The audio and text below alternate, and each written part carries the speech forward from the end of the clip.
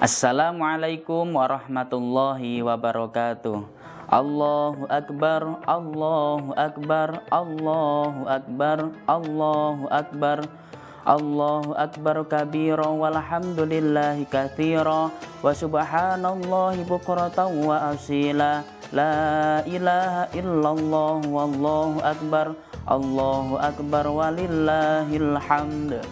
Anak-anak yang saya cintai dan saya banggakan, rasa sedih pagi ini sangat terasa dengan perginya bulan Ramadan. Begitu pula rasa bahagia itu hadir karena Allah masih memberikan kita umur panjang sehingga mampu menyelesaikan ibadah selama Ramadan hingga menjumpai malam Lailatul Qadar. Hadirnya bulan Syawal kali ini tentunya menjadi sebuah renungan bagi kita agar semangat ibadah Ramadan tidak hilang. Suasana kebatinan setiap kali Syawal hadir adalah kegembiraan, kebersamaan, kekeluargaan, dan kepedulian. 4 hal itu menyatu menjadi pelajaran kehidupan sosial yang secara otomatis hadir saat Ramadan meninggalkan kita semua. Sebab Idul Fitri kali ini menjadi identitas kemenangan umat Islam setelah berhasil lulus dari ujian pengekangan hawa nafsu. Maka wajar sekali jika umat Islam merasa bergembira.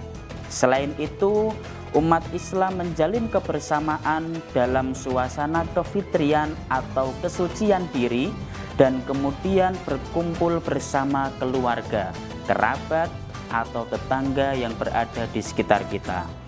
Disitulah lahir suasana kekeluargaan yang sangat akrab. Allah Subhanahu wa Ta'ala telah memberikan peringatan yang cukup tegas dalam surah Al-Hujurat ayat 10. A'udzubillahi minasyaitonirrajim. Bismillahirrahmanirrahim. Innamal mu'minuna ikhwatum fa aslihu baina akhawaykum wattaqullaha la'allakum turhamun. Artinya, orang-orang beriman itu sesungguhnya bersaudara. Sebab itu, damaikanlah atau perbaikilah hubungan antara kedua saudaramu itu dan takutlah terhadap Allah supaya kamu mendapat rahmat. Quran Surah Al-Hujurat ayat 10. Imam Fakhruddin Ar-Razi dalam tafsir Mafatihul Ghaib juga memberikan penjelasan bahwa ayat di atas sebagai penyempurna atas petunjuk kehidupan damai. Yang paling utama dalam hidup adalah persaudaraan, bukan dengan saling membunuh dan perang. Sebab awal mula dari perang adalah fitnah dan tidak saling memahami perbedaan. Maka kehidupan damai itu menjadi sebuah jalan hidup yang paling baik. Untuk dapat meraih persaudaraan dan perdamaian dibutuhkan jiwa takwa. Melatih takwa selama bulan Ramadan kemarin seakan sangat mudah. Dan hari ini tugas kita ditinggal Ramadan adalah dengan tetap mempertahankan pola hidup penuh takwa itu. Dalam kitab Taysirul Khalaq fi Ilmil Akhlaq disebutkan ada 4 hal yang dapat menjadikan landasan hidup takwa. Pertama, menjadi hamba Allah yang tidak sombong. Kedua, menetapkan ihsan dalam kehidupan. Ketiga, mengingat kematian. Dan keempat, selalu beramal baik. Maka bagi orang yang bertakwa sangat mudah baginya berbagi kasih sayang dan menebar rasa persaudaraan.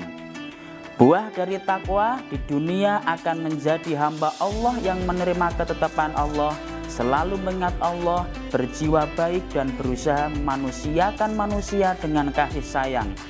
Sebab takwa yang dimilikinya akan mudah mendorong memuliakan anak kecil dan menghormati orang dewasa. Bekal takwa juga ikut mengetahui posisinya sebagai orang yang berakal, yang harus mengedepankan kebaikan dan kebijaksanaan. Hikmah dari Hari Raya Idul Fitri ini tentunya dapat dijadikan sebuah ibroh bersama tentang pentingnya persaudaraan. Saat takbir berkumandang, manusia sadar betul bahwa dirinya tidak berdaya. Manusia mengakui bahwa dirinya maha kecil dan hanya Allah yang maha besar. Takbir dapat menghapus kesombongan dan keangkuhan manusia.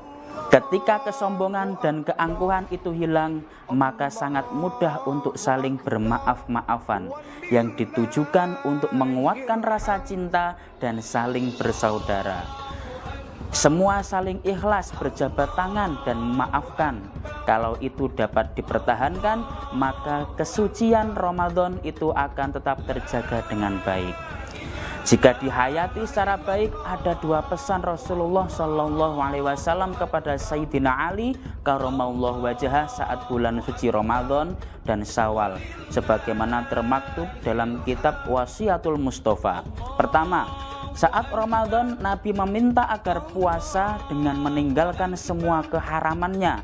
Hasilnya adalah surga.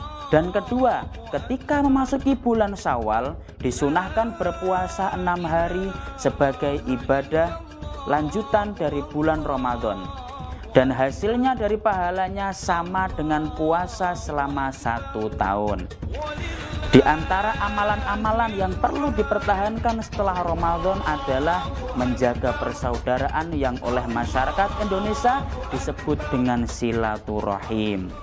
Banyak ragam acara yang bisa diperkuat tali silaturahim, misalnya mudik atau pulang kampung, berkunjung ke rumah keluarga, halal bihalal, reuni, sedekah, selamatan, dan lain-lain. Pentingnya silaturahim ini diabadikan oleh Rasulullah SAW dalam hadisnya, "Man kana yu'minu billahi wal yaumil akhir falyukrim shaifah.